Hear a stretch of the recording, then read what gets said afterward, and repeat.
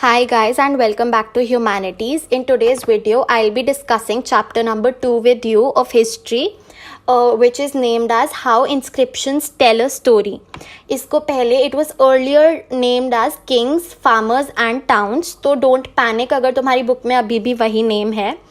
It is just the same, content पूरा same है. So we'll be learning about this today. तो अभी मैं आपको एक ब्रीफ इंट्रो दे दूंगी इस चैप्टर का कि क्या क्या है. आफ्टर हरप्पा क्या क्या हुआ which led to these things. तो I will be explaining it simply in 5 points. तो सबसे पहले कि हरप्पा और इंडस वैली सिविलाइजेशन थी इससे पहले, और ये अभी हम बात करेंगे 600 BCE to 600 CE. Okay, this is the time span. So after Harappa and Indus Valley civilization, point number 1, several developments took place. Obviously, क्योंकि वो तो खत्म हो गई थी. And then the Rig Veda was also composed. This is our second point. Rig Veda was composed. Then agricultural settlements started to emerge. अब obviously लोग रह रहे हैं तो agricultural settlements तो होंगी ही. Then comes our fourth point कि new modes of disposal of dead. कि there were new modes of disposal of dead. जैसे कि मैंने आपको पहले बताया था कि हरप्पा में पिट्स में ले डाउन किया जाता था, बट अब megaliths, the trend of megaliths began. ठीक है, उन्हें एक एलैबोरेट स्टोन स्ट्रक्चर में बरी करते थे which is known as megaliths. ठीक है, तो ये एक डिफरेंस था. Then comes a fifth point कि then slowly and gradually early states, empires and kingdoms began to emerge. ये भी आने लगे and consequently new towns emerged. So this is the process कि कैसे gradual हमारा improvement हुई, emergence हुई of kings, states, early states, empires, towns, और ये पूरा ये brief है. Now we'll study about all this in this chapter. I'll be discussing the main points. जो भी main topics हैं जो आएंगे ही एग्जाम में, उसके सिवाय आई डोंट थिंक ज़्यादा इसमें से आएगा. It just be making you understand the important वाले पॉइंट्स जो टॉपिक्स जो आते ही आते हैं. So let's continue. So guys now comes a second topic, actually first topic of the chapter which is Prinsep and Piyadasi. ठीक है, अब पहले तो हम इस टॉपिक का ही मतलब समझ लेंगे. तो यहाँ पे प्रिंसेप, ये जो प्रिंसेप है बुक इसे रेफर करती है जेम्स प्रिंसेप से. ठीक है, यानी हम जेम्स प्रिंसेप के बारे में पढ़ेंगे. एंड पियादासी क्या है? It was an alternate name for the ruler Ashoka. ठीक है, ये उनका नाम था. तो हमारा टॉपिक से ही हम समझ गए कि what are we gonna study. तो इस टॉपिक में जो पहली लाइन लिखी है उसे प्लीज़ हाईलाइट कर लो, क्योंकि वो एक क्वेश्चन के फॉर्म में भी आ सकती है. Some of the most momentous developments in Indian epigraphy took place in the 1830s. Now what is epigraphy? It is the study of inscriptions which is also known as paleography. Okay, ये तुम्हारा page number 29 पे जो inscriptions वाला box है वो पढ़ लेना, उससे it will get more clear. तो फटाफट हम इसे रिवाइज करते हैं कि क्या है इसमें. तो James Prinsep who was an officer in the mint of English East India Company. mint क्या होता है? जो coins print करते हैं ना, that is minting of coins. उसमें वो ऑफिसर थे. He was the one who deciphered का मतलब कि पता लगाना, मतलब who discovered मतलब अनकोड करना ब्राह्मी एंड खरोष्टी स्क्रिप्ट्स. ये नाम रट लो, ये आएगा ही आएगा शॉर्ट मार्कर्स में, MCQ में भी आ सकता है. ब्राह्मी एंड खरोष्टी स्क्रिप्ट्स को उन्होंने अनडिसाइफर किया, which were used in earliest inscriptions and coins. ठीक है, ये वाली स्क्रिप्ट यूज होती थी दो चीज़ों में, इंस्क्रिप्शंस में और कॉइन्स में. तो James Prinsep was the one who deciphered it. उसके बाद उसने जब ये डिसाइफर किया उसे पता चला कि इन इंस्क्रिप्शंस और कॉइन्स में पियादासी लिखा रहता है. तो ये पियादासी है क्या? Then he got to know कि इसका मतलब है pleasant to behold. Pleasant to behold कि मतलब अ लव्ड वन. ठीक है, इसका मतलब ये है. और जो लोग जिन्होंने ये किया, ऐसा बोला, वो इसको अशोका को रेफर करके बोलते हैं. ठीक है, ये कैसे पता चला? उसने यही एक चीज़ एक कॉइन में पढ़ी और अशोका वहीं पे दूसरे कॉइन में पढ़ा, तो उसने देखा कि ये रिप्लेस्ड है, यानी अशोका के लिए बोला गया है ये. ठीक है। And then comes the next point कि अब ये सब हो गया, ठीक है। नाउ क्या फ़ायदा मिला जेम्स प्रिंसेप को इससे? New directions to investigations were opened. अब ना क्लियर हो गया, मैंने जैसे पिछले चैप्टर में पढ़ाया था कि हिस्टोरियंस को एक क्रोनोलॉजी चाहिए होती है कि पहले ये इवेंट हुआ, अच्छा इसके बाद हुआ, they have to arrange things. तो ऐसे ही new directions to investigations were opened and this was beneficial for political history. Indian political history में बहुत फ़ायदा हुआ इससे। Scholars began to shift their focus to Indian political history, क्योंकि उन्हें समझ आने लगा था कि अच्छा अशोका यहाँ है तो वो पहले और बाद की चीज़ें भी अरेंज कर सकते थे। तो this was everything that is in this paragraph and ये शॉर्ट आंसर में आता ही है। So this was one of the important topics. So guys, now another important topic for us is the earliest states, ठीक है। तो अभी मैंने तुम्हें बताया था कि इंट्रोडक्शन में आई टोल्ड यू गाइज कि हम पढ़ेंगे इस सब के बारे में ही जो हमने लिखा था कि early states, empires and kingdoms. तो हमारा आ चुका है यहाँ पे अर्लीस्ट स्टेट्स। तो सबसे अर्लीस्ट स्टेट्स क्या थी, इसमें हम दो चीज़ें पढ़ेंगे। Number 1 is the 16 mahajanapadas and number 2 is the first one which was Magadh. तो ये हमारा ये टॉपिक दो चीज़ों में डिवाइडेड है और ये बहुत ईजी टॉपिक है, बस थोड़ी सी ट्रिक्स लगेंगी इसमें हमें नेम्स याद करने में। Okay, now let's begin with 16 mahajanapadas. तो महाजनपदास स्टेट्स को रेफर कर रहे हैं यहाँ पे। महाजनपदास से वी मीन स्टेट्स। तो 16 स्टेट्स वर फॉर्म्ड। ओके, तो बिफोर बिगनिंग हम पता करेंगे कि हिस्टोरियंस को पता कहाँ से चला इन 16 स्टेट्स के बारे में। The historians got to know about it from Buddhist and Jaina texts. जो बुद्धिस्ट और जैन के टेक्स्ट्स थे वहाँ से we got to know about them. So this would be our first point कि बुद्धिस्ट एंड जैना टेक्स्ट्स से 16 स्टेट्स का हमें पता चला। Now for the names mention in the book में 7 नेम्स मेंशनड हैं। हमें अब सारे आंसर में लिखने तो पड़ेंगे ही। तो this is the trick that I have made for you guys to remember it easily. तो फर्स्ट हम पहले इनिशियल्स ऐसे याद कर लेंगे, KMV, cap KAP and G, KMV cap G, ठीक है। नाउ K से पहले हो गया हमारा कुरु, ठीक है। फिर M से हो गया मगध, फिर V से हो गया वज्जी, फिर हमारा यहाँ कैप के K से हो गया कोशाला, ठीक है, कोशाला। A से हो गया अवंती एंड P से हो गया पंचाला एंड हमारा G से हो गया गंधारा। तो this was the trick to remember the names. Names हो गए KMV cap G, Kuru, Magadh, Vajji, Koshala, Avanti, Panchala and Gandhara. तो these were the 7 states. So now the next point is कि mostly these Mahajanapadas were ruled by kings, ठीक है। But there were some गानास और संघास which were oligarchies, जहाँ power लोगों के साथ शेयर होती है, बेसिकली ग्रुप्स, ठीक है। संघास कम्युनिटीज, गानास और संघास जिधर कलेक्टिवली पावर शेयर होती थी and it was known by raja, ठीक है। तो ये हमारा थर्ड पॉइंट है। And Buddha and Mahavira were from sanghas, ठीक है। देन कम्स कि each Mahajanapada had a capital city. ये हमारे कैरेक्टरिस्टिक्स हैं, कैरेक्टरिस्टिक्स ऑफ महाजनपदास। तो so each Mahajanapada had a capital city which was fortified, ठीक है, वेल फोर्टिफाइड थी, यानी वॉल्स थी उसके चारों तरफ। सो ऑब्वियसली अब कोई चीज़ फोर्टिफाइड है और कोई कैपिटल सिटी है, उसके लिए तुम्हें रिसोर्सेज चाहिए होंगे, पैसे चाहिए होंगे to maintain the fortification and the army और ब्यूरोक्रेसी। उस सबको मेंटेन करने के लिए you need resources. Then comes, ये थोड़ा अलग सेक्शन है, सेगमेंट है इसी आंसर का, कि फिर ब्राह्मणास ने 6th सेंचुरी में ही धर्मसूत्रास बना दिया which were the rules and regulations laid down for Kshatriya kings, ठीक है। जो क्षत्रिय किंग्स थे उनके उसूल थे इसमें धर्मसूत्रास में, जो कि ब्राह्मणास ने बनाया, ठीक है। एंड उसमें लिखा था कि one of the major rules is to collect taxes and tributes यानी कॉन्ट्रीब्यूशंस फ्रॉम, अब ये भी मैंने एक ट्रिक बना दी, कैट, ठीक है, कल्टिवेटर्स, सी से कल्टिवेटर्स, ए से artisans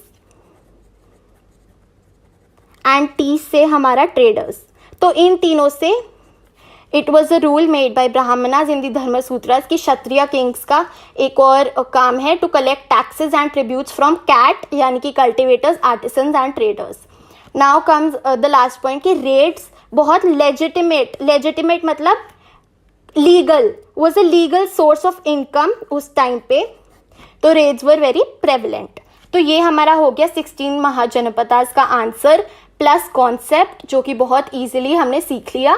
now we'll move on to the first one which was Magadh and the most important Mahajanapada. Now we come to our second topic which was the first amongst the 16 Magadh. अब हम मगध के बारे में पढ़ेंगे। तो मगध प्रेजेंट डे बिहार में है, बिहार में था तब मगध, तब ऑब्वियसली ये स्टेट्स नहीं बनी थी तो इसीलिए हम प्रेजेंट डे की रेफरेंस लगा रहे हैं। फिर अब हम मेन फीचर्स पढ़ेंगे कि मगध क्यों था इतना इम्पोर्टेंट और मोस्ट पावरफुल महाजनपदा, ये उसकी खूबियाँ हैं। नंबर 1, एग्रीकल्चर वहाँ पे बहुत प्रोडक्टिव था। सब बेसिक फीचर है ज्योग्राफी के जो कि एक अच्छी स्टेट के लिए होने चाहिए। वहाँ आयरन माइंस, वो प्रेजेंट डे झारखंड, वहाँ पे आयरन माइंस थे जो कि वेपन्स और टूल्स बनाने में कन्वीनियंट रहता था। फिर वहाँ पे एलिफेंट्स थे जो कि आर्मी के लिए बहुत फ़ायदेमंद थे। वहाँ पे गंगा एंड इट्स ट्रिब्यूटरीज थी जो कि कम्युनिकेशन को बहुत अच्छे से फैसिलिटेट करती थी, सस्ता पड़ता था क्योंकि पास में ही पानी है। एग्रीकल्चरल पर्पसेस के लिए फ़ायदा होता था। आयरन माइंस टूल्स और वेपन्स बनाने के लिए, एलिफेंट्स आर्मी के लिए। सिंपल इतने प्यारे फीचर्स, 4 पॉइंट तो हमारे यही हो गए। और फर्स्ट पॉइंट हमारा हो गया लोकेशन। फिर आता है कि बट बुद्धिस्ट और जैनिस्ट टेक्स्ट्स में ये भी बताया गया है कि ये सब तो था ही था बट वो इतना फेमस और पॉपुलर पॉलिसीज ऑफ इंडिविजुअल्स के लिए था कि वहाँ के जो राजा थे और उनके मिनिस्टर्स थे वो जो पॉलिसीज इम्प्लीमेंट करते थे ना, उसके लिए वो जाना जाता है। तो हम उधर के 2 राजाओं के नाम याद कर लेंगे, बिम्बिसारा एंड अजत्ताशत्रु। तो ये हमारे नाम हो गए बा से याद कर लो, BA बा, ऐसे BA बा का मतलब आई गेस माँ या बाप होता है, तो उससे याद कर लो कि जो रूलर्स थे, जो पॉलिसीज ऑफ इंडिविजुअल्स थी, उनके लिए फेमस थे बा, बिम्बिसारा और Ajatashatru. Then comes our last point जो कि हम उसकी कैपिटल सिटी के बारे में बात करेंगे। उसकी कैपिटल राजागाहा थी विच यूज टू मीन कि it was called house of the king, राजा का घर है ना, ये थी उसकी कैपिटल जो कि अभी प्रेजेंटली राजगीर है ना बिहार में, वहाँ थी ये पे। और ये अमंग द हिल्स ही थी तो वेल फोर्टिफाइड थी। But then in the 4th century Pataliputra को बना दिया गया उधर की कैपिटल, ठीक है। So this was about first one, the first amongst the 16 Magadh, ठीक है। नाउ हमारा ये वाला टॉपिक कंप्लीट हो गया अर्लीस्ट स्टेट्स का। Now we'll move on to another important topic. So guys now we come to the second part. पहले हमने अर्लीस्ट स्टेट पढ़ लिया, now we'll study about the early empire कि किस एम्पायर की बात हो रही है, which empire are we talking about in this chapter. तो इधर हम करते हैं मौर्यन एम्पायर की बात। मौर्यन एम्पायर जो कि which was founded by Chandragupta Maurya, ठीक है। अब हम इसकी ज्योग्राफी पढ़ लेंगे कि कहाँ तक स्प्रेड होता था Mauryan empire. As far as Afghanistan and Baluchistan I told you in the previous video is Pakistan, ठीक है। तो हमने पढ़ा कि एम्पायर जिसकी बात हो रही है मौर्यन एम्पायर है, Chandragupta Maurya was the founder. Geography पढ़ी एंड चंद्रगुप्त मौर्य के ग्रैंडसन थे Ashoka, who was also the ruler of the Mauryan Empire after his grandfather's death, and Ashoka conquered Kalinga, ठीक है। और ये कलिंगा क्या है, प्रेजेंट डे उड़ीसा है, ठीक है। सो ये लिखा है इधर इसको मैंने आपको शॉर्ट में ब्रीफ में बता दिया है. Now will talk about finding out about the Mauryas. तो इसमें फाइंडिंग आउट अबाउट मौर्याज में सोर्सेज की बात हो रही है कि हमें कहाँ से पता चला मौर्याज के बारे में. ठीक है, तो मैंने इसे बहुत सिंपल पूरे पैराग्राफ को तुम्हारे लिए 5 पॉइंट्स में डिवाइड किया है. ऐसे ही तुम अपना आंसर एक्सपैंड करके लिखोगे. These are the keywords. फटाफट हम पढ़ते हैं finding out about the Mauryas कि हमें कहाँ से पता चला मौर्याज के बारे में. सबसे पहला है आर्कियोलॉजिकल फाइंड्स. जो आर्कियोलॉजिस्ट्स ने फाइंड्स खोजे उनसे हमें पता चला, स्पेशली स्कल्पचर यानी कि जो स्टैचूज वगैरह मिले. ठीक है. The second point is contemporary work. I told you contemporary का मतलब क्या होता है, जो उस टाइम पैरेलल चल रहे थे. कि जैसे अभी मैं हूं और तुम हो, तुम मेरे कंटेम्प्रेरी हो, you are living in the same year as me, same period. ठीक है. तो कंटेम्प्रेरी वर्क यानी उस टाइम के जो राइटर्स थे उनका वर्क. और इसके अंदर आता है अकाउंट्स ऑफ मेगास्थनीज. ठीक है. This is very important. ठीक है. Accounts of Megasthenes. मेगास्थनीज कौन था? He was an ambassador to the court of Chandragupta Maurya. ठीक है. उसके अकाउंट्स यानी उसने जो लिखा उससे हमें पता चलता है. फिर आता है third point, Arthashastra. This is the most important point. ये MCQ में भी आ सकता है तुम्हारा कि which was the text written by Kautilya और चाणक्य. कौटिल्य चाणक्य को ही बोलते थे. तो अर्थशास्त्र is the answer. Third point में हमारा ये आता है. फोर्थ पॉइंट में आता है बुद्धिस्ट, जैन, पुराणिक लिटरेचर प्लस संस्कृत वर्क. इनसे हमें पता चलता है मौर्यास के बारे में. एंड फिफ्थ आता है इंस्क्रिप्शंस ऑफ अशोका. ठीक है. जो अशोक इंस्क्रिप्शंस लिखते थे रॉक्स एंड पिलर्स पे, हमें उससे पता चलता है. This is our fifth source. ठीक है. नाउ इसके अंदर काफी इंपॉर्टेंट है कि Ashoka was the first ruler to write down what he wanted to express. ठीक है. he was the first ruler who inscribed his messages.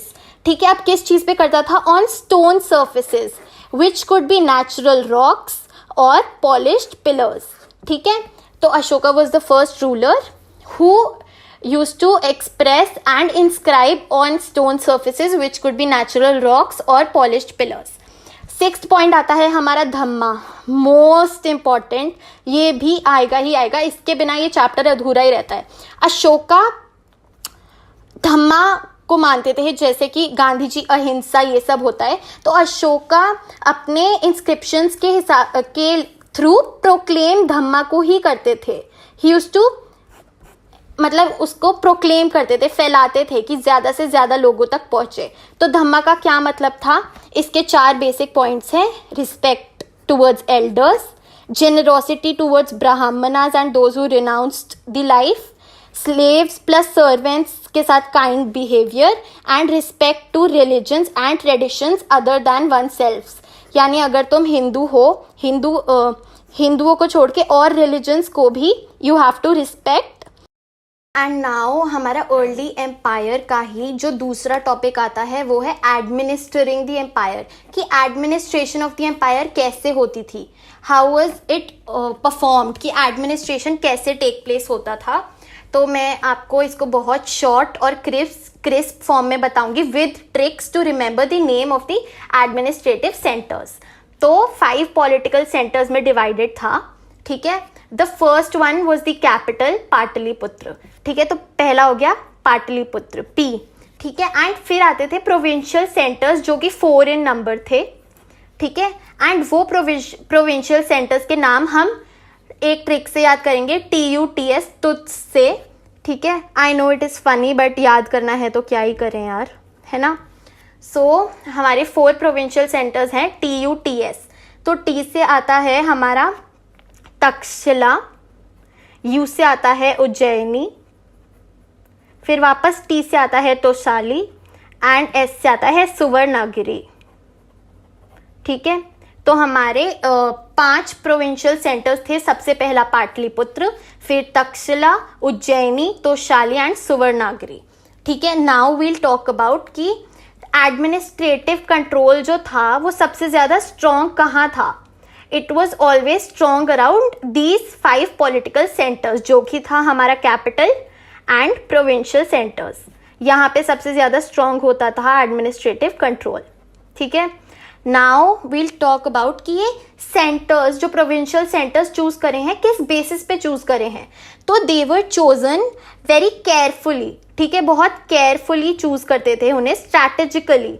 ठीक है, फॉर एग्जाम्पल अब हम बताएंगे जो हमारा टी और यू है, ठीक है, तक्षशिला एंड उज्जैनी, ठीक है, वो हमारे ट्रेड के पास वाले लोकेशन पे चूज करे गए हैं। अगर इसकी मैप पॉइंटिंग आती है यार, एडमिनिस्ट्रेशन जो 5 पॉलिटिकल सेंटर्स है ना, इसकी मैप पॉइंटिंग आती है। तो ये अगर तुम देखोगे ना मैप में, तो दे आर नियर ऐसे स्ट्रैटेजिक प्लेसेस, ठीक है, नियर द रिवर और जो लॉन्ग डिस्टेंस स्टेट से फायदेमंद है। एंड देन जो हमारा एस है यानी कि Suvarnagiri, it was in south, इसको गोल्डन माउंटेन भी बोला जाता है। It was for the purposes of tapping gold mines of Karnataka.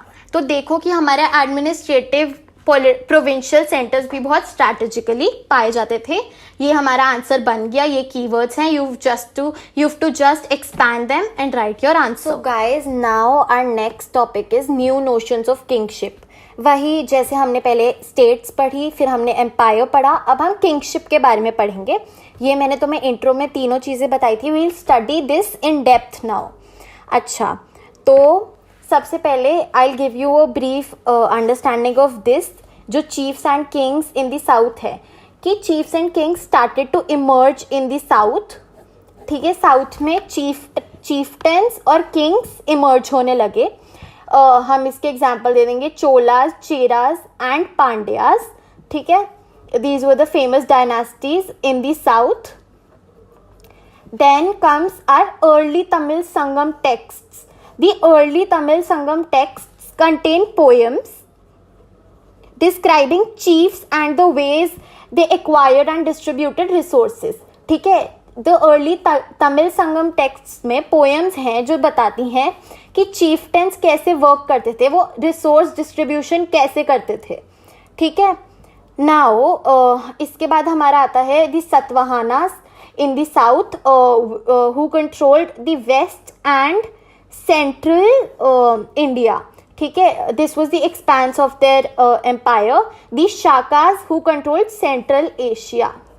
ठीक है, एंड सतवाहानास को यू शुड रिमेंबर दिस, ये इंपॉर्टेंट है कि Satavahanas used to claim social status अपनी पावर एसर्ट करने के लिए। ठीक है, they acquired power by claiming some social status.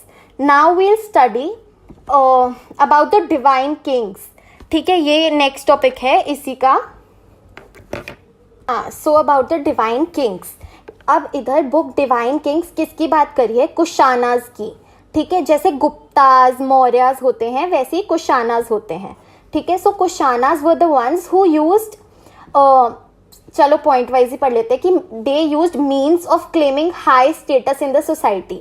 अब ये हाई स्टेटस क्लेम करने के लिए क्या करते थे?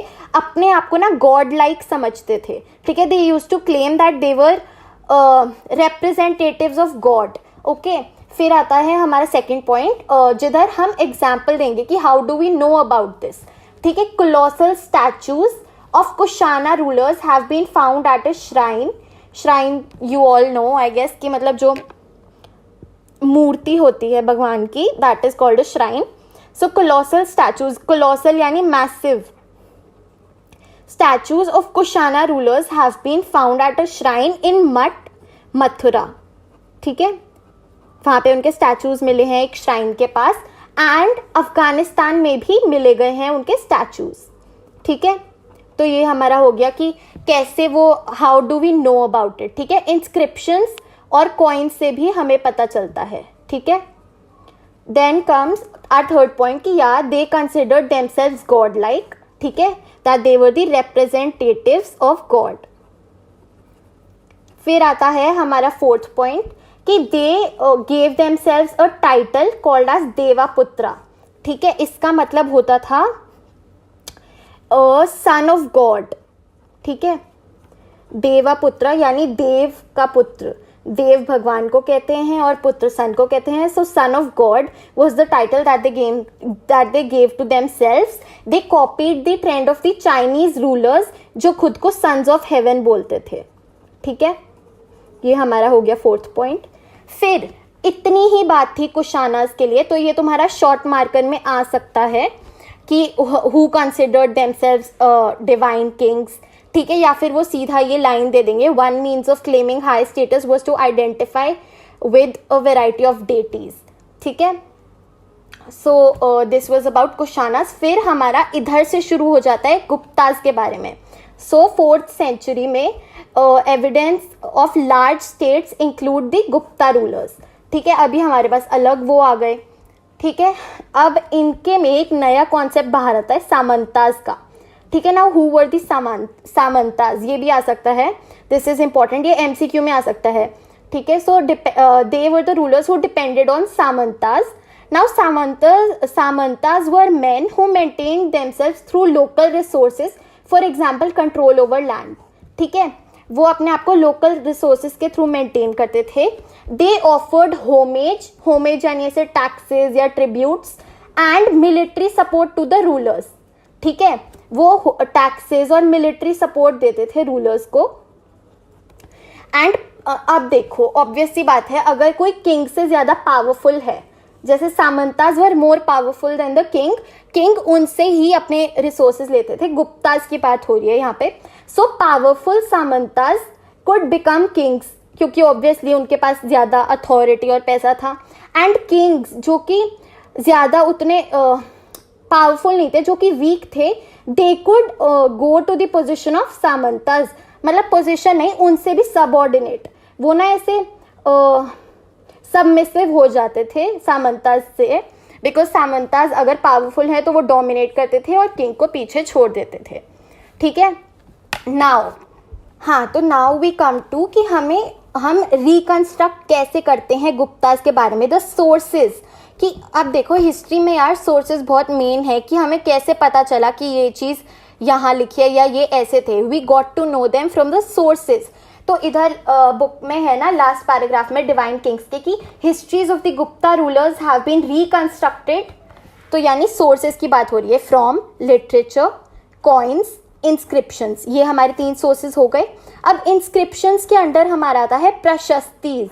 ठीक है, प्रशस्तीज क्या थी, वो ना पोएम्स होती थी जो कि प्रेज ऑफ किंग में लिखी जाती हैं, जिसमें किंग्स की तारीफ भरी होती थी. तो दे वर नोन एज प्रशस्तीज. और पेट्रन्स की भी, पेट्रन्स कौन होते हैं, जो पैसे देते हैं, फंडिंग करते हैं. ठीक है, जैसे किंग के पेट्रन्स. ठीक है, सो प्रशस्तीज पोएम्स होती थी जो कि तारीफ में लिखी जाती थी.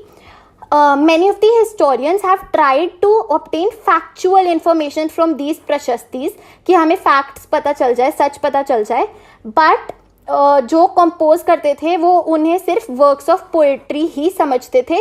कुछ उसमें कोई जेन्युइन ट्रूथ नहीं होता था जो हिस्टोरियंस रेफर कर ना पाए. ठीक है, फिर आता है हमारा, this is also an important point, the Prayag Prashasti, which is popularly known as Allahabad pillar inscription. ठीक है, तो Prayag Prashasti is also known as Allahabad pillar inscription. It was written in Sanskrit by Harisena. ठीक है, ये याद कर लो, ये MCQ में आ सकता है. Prayag Prashasti was written in Sanskrit by Harisen, who was the court poet of Samudragupta. ठीक है, हाँ, तो ये हमारा था टॉपिक डिवाइन किंग्स का, जो कि आता ही है. It is important. So yeah we've covered another important topic. Now let's proceed further. Now comes the most important topic for an 8 marker. ठीक है, ये लॉन्ग क्वेश्चंस में आना इज इम्पॉर्टेंट. मतलब from this chapter land grants is an important question which can come as a long marker. ठीक है, long answer में आ सकता है ये. So we'll study this briefly, but अच्छा I mean yeah in depth, but points के साथ, वही जैसे मैं पढ़ाती हूँ. So land grants became prevalent. ठीक है, अब वो कब prevalent हुए? ठीक है, from the early centuries of common era land grants were prevalent. ठीक है, now some of these inscriptions, ठीक है, वो are found on stone and most of them have been found on copper plates. अब वही सोर्सेज आ गए है ना कि हिस्टोरियंस को कहाँ से पता चला भैया. So inscriptions have been found. Mostly वो दो टाइप्स की जगह पे they been found. Number 1 on stone and but most prevalent है कॉपर प्लेट्स पे. तो हिस्टोरियंस हैव असर्टेड कि copper plates probably as a record दी जाती थी जब ट्रांजैक्शन होता था. ठीक है, सबूत के तौर पे कि yeah you have been granted the land, so as a record of the transaction that took place. तो on stone and copper plates. Then comes कि ज्यादा सबूत किस चीज का मिला है. सो ग्रांट्स दो जगह ज्यादा दी जाती थी. Number 1 to religious institutions and number 2 to Brahmanas. ठीक है, ये सबसे ज्यादा पाई गई हैं कि इन दो जगह सबसे ज्यादा ग्रांट्स जाती थी. Now what was the language in which the grants have been made. ठीक है, Sanskrit was the language. But by the 7th century Sanskrit के साथ साथ मोस्ट ऑफ देम वर मतलब आधी संस्कृत में होती थी और आधी तमिल प्लस तेलुगु में होती थी. तो दिस इज द लैंग्वेज. ये हमारा 4th पॉइंट हो गया. ऐसे ही आप आंसर्स फॉर्म करोगे एक्सपैंड करके. फिर सबसे इंपॉर्टेंट आता है Prabhavati Gupta. Now who was Prabhavati Gupta. अब गुप्ता से तो हमें समझ आता है कि वो गुप्तास के पीरियड की है ना. She belong to the Gupta dynasty. Now Prabhavati Gupta का लैंड ग्रांट्स और रिसोर्सेज ऑफ विमेन में बहुत बड़ा रोल है. She was the daughter of Chandragupta II. She was then married to the family of Vakatakas. ठीक है, this is a dynasty of the south. Deccan था इनके पास. ठीक है, it was also a powerful dynasty. तो she was married to the Vakatakas. But according to Sanskrit legal text है ना, जो कि धर्मसूत्रास एंड धर्मशास्त्रास बनाए गए हैं, according to them independent access to resources for women was not allowed. है ना, विमेन को तो कोई अलाउड नहीं था कि तुम एक्सेस टू रिसोर्सेज रखो, चाहे वो लैंड हो या कुछ भी हो. है ना. But Prabhavati Gupta was one of the women who possessed land. ठीक है, she was the one female that has been found कि उसके पास लैंड था. But she then granted that letter. उसने डोनेट कर दिया था वो लैंड. नाउ इससे हम एक समस्या में आ जाते हैं. वी हैव अ क्वेश्चन कि वाई, मतलब हाउ कम कि संस्कृत लीगल टेक्स्ट में लिखा है कि नहीं होता विमेन के पास, बट फिर प्रभावती गुप्ता के पास क्यों थी. So historians have classified this in 2 things कि 2 चीजें हो सकती हैं. ठीक है, नंबर 1 कि because she was a queen, तो उसके पास एक्सेप्शन था, यानी क्वींस के पास हो सकता था land. It was an she was an exception because she was a queen. और नंबर 2 कि जो प्रोविजंस हैं लीगल टेक्स्ट्स में, जैसे कि मैंने बताया, वो यूनिफॉर्मली इम्प्लीमेंट नहीं होते थे. ठीक है, यूनिफॉर्मली इम्प्लीमेंट का मतलब है कि सब बराबर उन्हें फॉलो नहीं करते थे. ठीक है, सबको इक्वल वो चीज़ फॉलो नहीं होती थी. कोई करता था और कोई नहीं करता था. So these were the 2 notions जो प्रभावती गुप्ता के केस में उठ के आए हैं. ओके हाँ, तो नाउ वील रिज्यूम कि अब हम आगे क्या पॉइंट्स लिखेंगे लैंड ग्रांट्स वाले आंसर में. तो इसके 3 बहुत इंपॉर्टेंट फैक्टर्स हैं कि अब क्या लैंड ग्रांट्स में ना रीजनल वेरिएशन था साइजेस में. ठीक है, कि there were different sizes of the land granted. ठीक है, कोई स्मॉल प्लॉट्स कर देता था तो कोई वास्ट लैंड कर देता था. ठीक है, so there were differences in the size, regional variation, area के हिसाब से वेरिएशन होता था. ठीक है, देन कम्स कि क्या रीजन था जो लैंड ग्रांट होते थे किंग्स की तरफ से, कि what could be the reasons for granting land. ठीक है, तो इसमें सबसे पहला रीजन बताया गया है कि maybe the political power of the rulers were weakening. ठीक है, वो कमजोर हो रहे थे politically. So in order to win allies. ठीक है, अलाइज यानी मतलब दोस्ती करने के लिए, लोगों से अपने सपोर्ट में लाने के लिए, they were making land grants. ठीक है, to win the support of Samantas. ठीक है, they were making land grants. तो फर्स्ट नोशन ये है.